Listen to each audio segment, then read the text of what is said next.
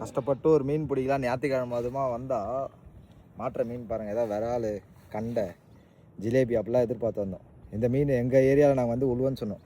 அந்த உடம்பு, அந்த மீனோட உடம்பு கிளியராக தெரியுது பாருங்கள், அப்படியே கிறிஸ்டல் கிளியராக தெரியுது அது உள்ளே என்ன இருக்குன்ட்டு. இதுக்கு பேர் நாங்கள் வந்து உழுவன்னு சொல்லுவோம் எங்கள் ஏரியாவில். நீங்கள் என்ன சொல்லுவீங்க கமெண்ட்டில் மென்ஷன் பண்ணுங்கள். ஃபவுல் ஷாட் போட்டிருக்கோம். ஃபவுல் ஷாட்டில் பார்த்தீங்கன்னா மேலே இருக்க சிங்கிள் ஹூக்லேயே வந்து லாக் ஆகிட்டார் தலைவர். அந்த மாதிரி ஒரு ஸ்ட்ரைக் இது தெரியுதா? நல்லா ஃப்ரெஷ்ஷாக இருக்குது. பார்ப்போம் நெக்ஸ்ட்டு வேறு ஏதாவது மீன் மாட்டுதான்னு பார்ப்போம். அடுத்தது ஒரு மீன் மாட்டோம். திரும்பவும் வந்து சின்ன சைஸ்லேருந்து பெரிய சைஸுக்கு போய்டுவோன்னு சொல்லிட்டு நம்பிக்கை தளரோடாகவும் போட்டுகிட்டே இருந்தோம். மாட்டின மீன் பாருங்கள், சரி பெருசாக மாட்டுச்சுன்னு நினச்சேன் நான் கூட. தெரியுதுங்களா? இந்த அப்பு பையன் வந்து மாட்டினுக்கிறான்.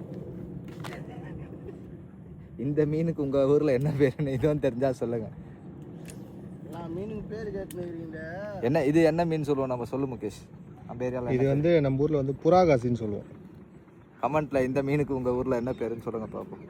பெருசாக ஏதாவது வாங்கினா, நீயே பெருசாக கொஞ்சம் வந்து மாட்டலாம்ல. சின்னதாக குட்டி குட்டியாக மாட்டினா என்ன பண்ணுறது?